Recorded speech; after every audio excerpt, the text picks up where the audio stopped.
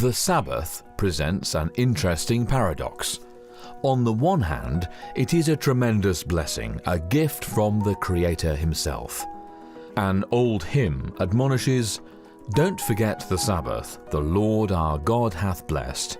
Of all the week the brightest, of all the week the best. It brings repose from labour, it tells of joy divine, its beams of light descending with heavenly beauty shine." And yet the paradox is, as precious as the Sabbath is to those who keep it, it is also a burden. Such words may sound shocking, even offensive, but if we're being strictly honest, it can also be the most difficult day of the week. There are certain expectations that accompany what is deemed proper Sabbath observance. Wearing our best clothes to Sabbath morning worship generally requires special preparation. Cooking and cleaning ahead of time can be exhausting after a long week at work. Then there is the long list of everything that must not be done on the Sabbath. As great a blessing as the Sabbath is, it too often devolves into a burden as well. It certainly became so to the Jews. To this day, conservative Jews hire a Shabbat Goy, a Gentile, to come to their homes on Sabbath to perform menial tasks that would be work for the Jew to do. These include such things as turning on lights or lighting the stove. The problem is, hiring somebody to work for you on the Sabbath breaks the fourth commandment just as much as if you'd done the work yourself. The fourth commandment clearly states, "Remember the Sabbath day to keep it holy. 6 days shalt thou labour and do all thy work, but the seventh day is the Sabbath of Yahweh thy Elohah. In it thou shalt not do any work, thou, nor thy son, nor thy daughter, thy manservant, nor thy maidservant, nor thy cattle, nor thy stranger that is within thy gates." Throughout his public ministry, Yahushua tried to teach the people the blessing of true Sabbath observance. Mark 2 records, "And it came to pass that he went through the cornfields on the Sabbath day, and his disciples began as they went to pluck the ears of corn. And the Pharisees said unto him, Behold, why do they on the Sabbath day that which is not lawful?" The Pharisees were not accusing the disciples of stealing, rather they were accusing the disciples of working. The word translated corn also refers to grain. The Pharisees were accusing the disciples of harvesting on the Sabbath. Rubbing the grain between their hands to remove the chaff could be construed as threshing. Thus, the real complaint was that the disciples were breaking the Sabbath by working.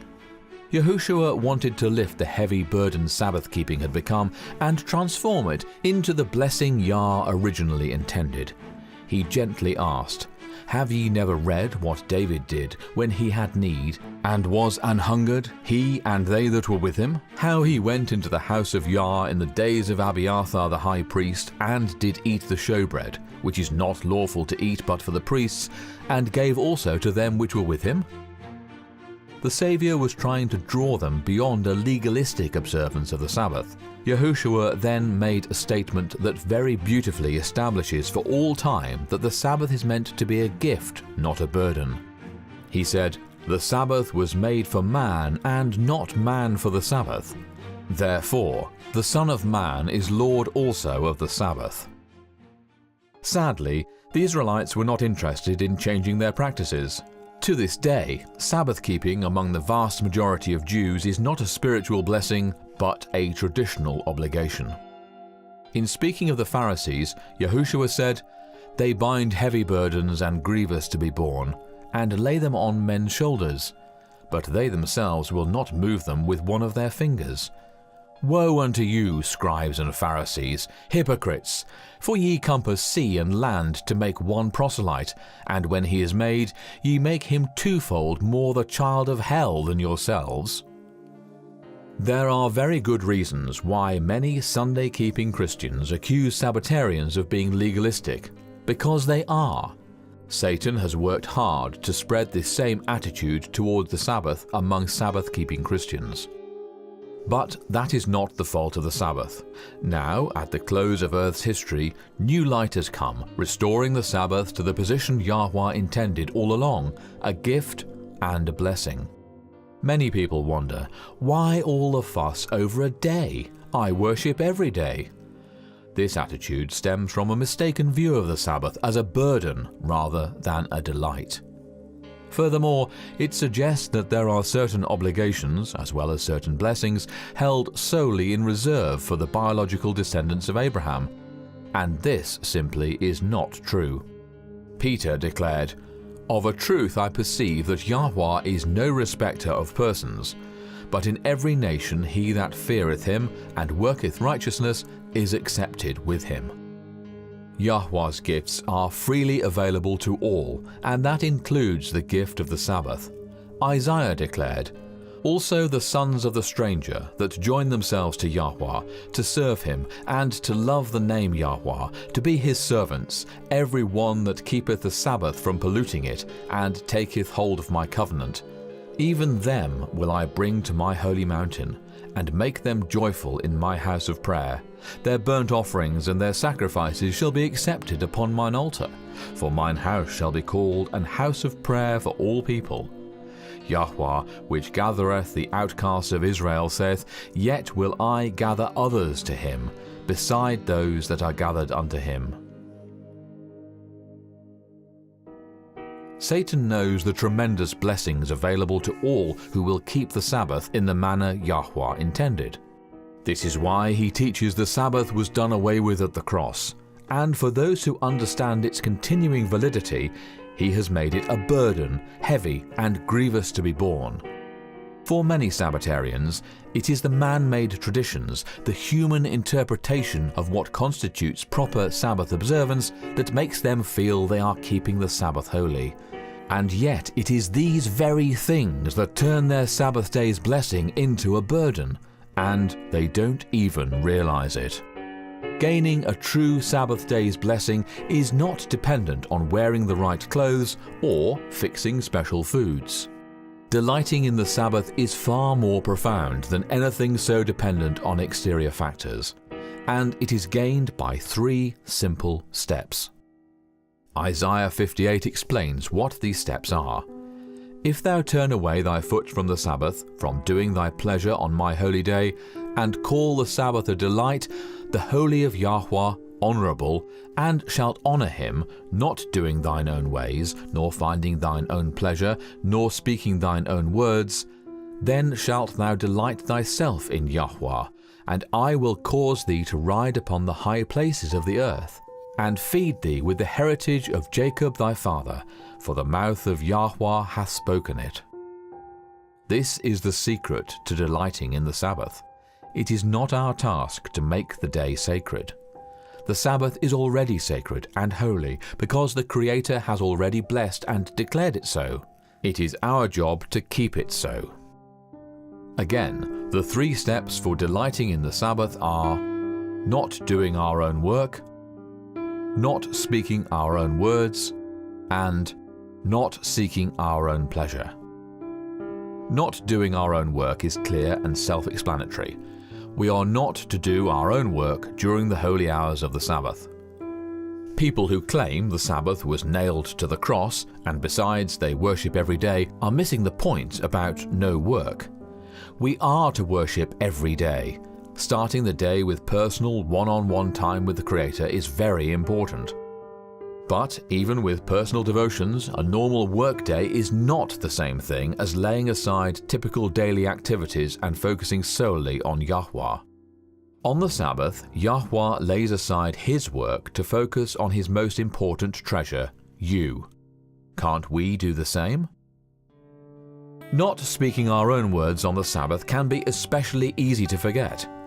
Whether we invite guests to join us for the Sabbath meal, or we join with other home churching families to enjoy a potluck meal, speaking our own words happens far too often. Men may talk about work or the winning score of their favourite football team. Women may visit about their children or events occurring in the lives of mutual friends.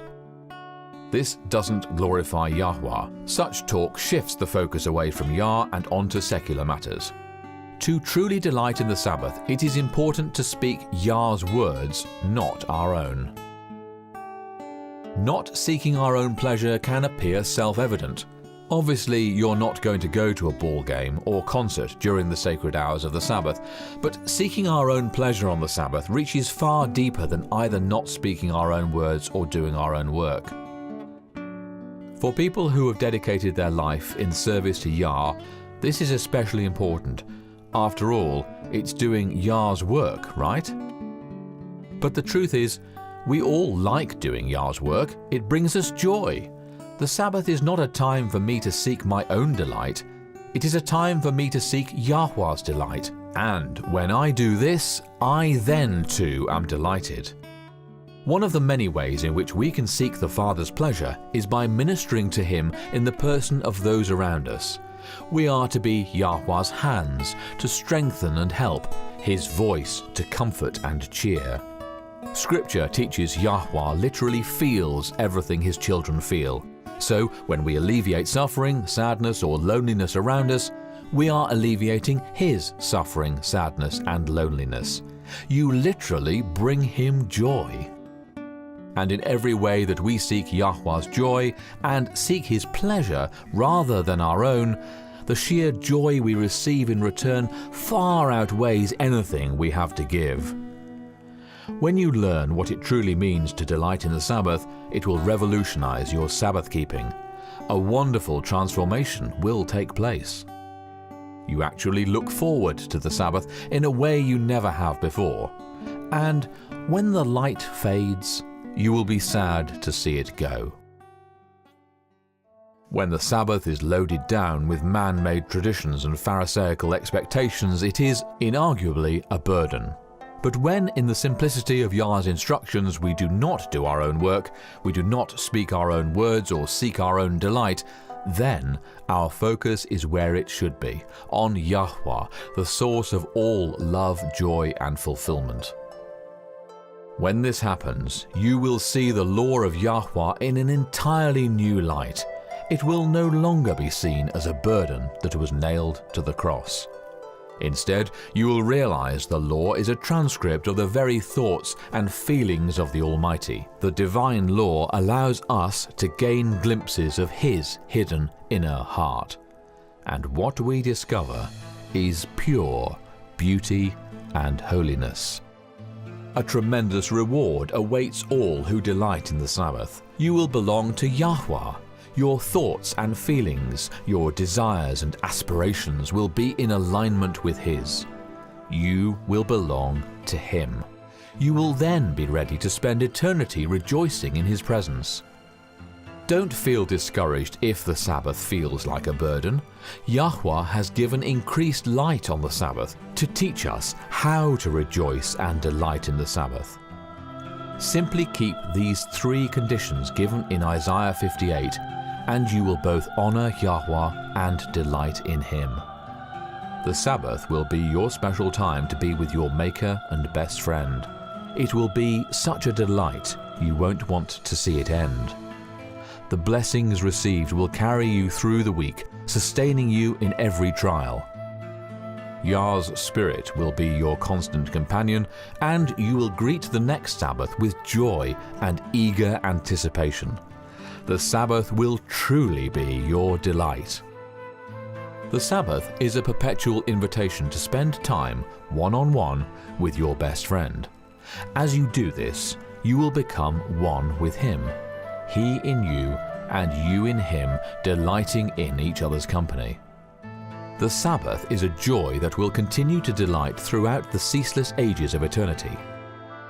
And it shall come to pass that from one new moon to another, and from one Sabbath to another, shall all flesh come to worship before me, saith Yahweh. The invitation to spend time with your Creator is still open. He lays aside His work to spend time with you. Won't you do the same for Him?